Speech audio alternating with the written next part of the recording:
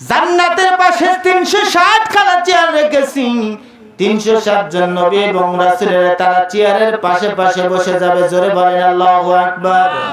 আল্লাহর নবী ডাক দিয়ে বলে, আল্লাহ, কেন নবী রাসূলের জান্নাতের পাশে বসবেন? আমার আল্লাহ রাব্বুল আলামিন ডাক দিয়ে বলে, হাবিব, এই কারণে তাদের জন্য চেয়ারের বন্দোবস্ত করেছি। যতগুলো নবী এবং রাসূল দুনিয়ার জমিনে ছিল তাদের মধ্যে 360 খানা চেয়ার রেখেছি। এনারা বসে থাকবে, তার উম্মতদের যাদের সুপারিশ, যারা জান্নাতের মধ্যে ঢুকবে, যারা জান্নাতে ঢুকবে তাদেরকে আহলান সাহলান মোবারকবাদ জানায়া তাদেরকে নিয়ে জান্নাতের মধ্যে চলে যাবে। জোরে বলুন সুবহানাল্লাহ। তাহলে আমার বন্ধুরা, বাবারা, তাহলে আল্লাহর নবী জিজ্ঞাসা করলেন, আল্লাহ, 360 খানা চেয়ারের মর্ম কথা বুঝতে পারলাম, অনুধাবন আমার হলো, কেন এখানে চেয়ার গুলো রাখা আছে? এখন আমার জানা দরকার, আল্লাহ, জাহান্নামের পাশে কেন একখানা চেয়ার রাখা আছে? এই চেয়ারে কে বসবে? এই চেয়ারে কে বসতে পারে?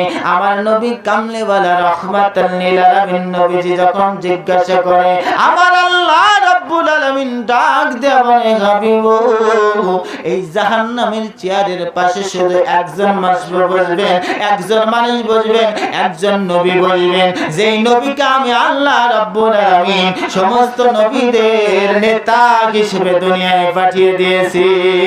সুবহানাল্লাহ বলেন।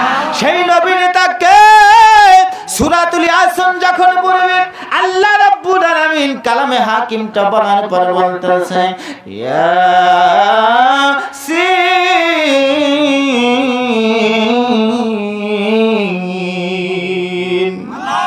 ওয়াল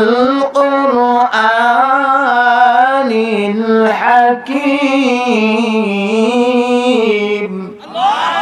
ইন্নাকা লামিনাল মুরসালিন।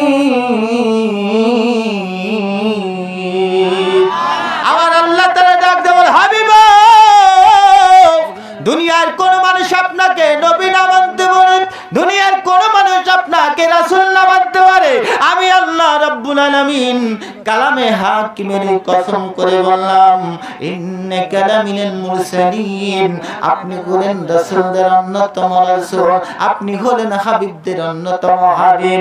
হাবিব, আপনার জন্য আমি আল্লাহ তাআলা জাহান্নামের গেটে একখানা চেয়ার পেতে রেখেছি। আমার নবী ডাক দেওয়া, আল্লাহ, কেন আপনি আমার জন্য জাহান্নামের গেটে চেয়ার রাখলেন?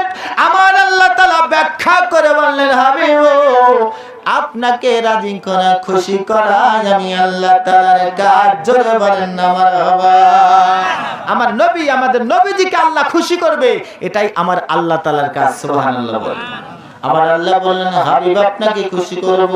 আমার নবীজি বলে, আল্লাহ, কেমন করে খুশি করবেন? জাহান্নামের ঘরেই তো চেয়ার রাখা আছে, আমি বুঝতে পারি নাই।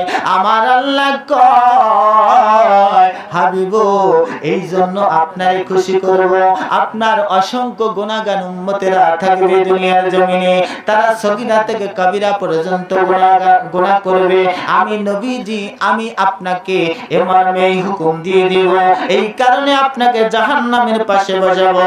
আপনার কোন গুনাহগার উম্মতেরাও যদি জাহান্নামের দিকে চলে যায়, এতটুকু পারমিশন থাকবে গো নবী গো, এতটুকু পারমিশন থাকবে।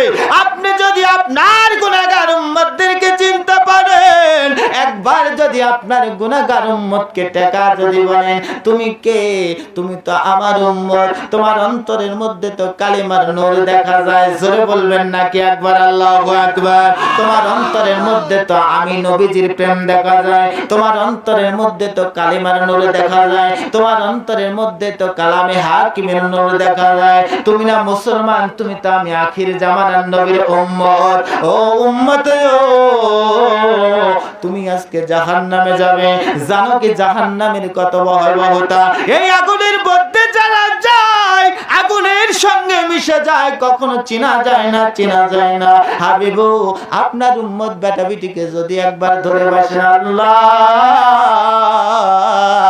এটা তো আমার উম্মত, আমার গুনাহগার উম্মত হতে পারে। আপনি তো বলে দিয়েছেন ওয়ালা সাউফা ইউতিকা রাব্বুকা ফাতারদা। নবী গো, আপনাকে রাজি করা খুশি করায় আমি আল্লাহ রাব্বুল আলামিনের কাজ। আল্লাহু আকবার বলে। রাজি খুশি করে আল্লাহ তাআলার কাজ। গুনাহগারকে ধরে বলবে আল্লাহ এটা আমার গুনাহগার উম্মত হতে পারে, কিন্তু আমি নবী গো, আমার কোন গুনাহগার উম্মত জাহান্নামে যাবে, আমি নবী সহ্য করতে পারবো না।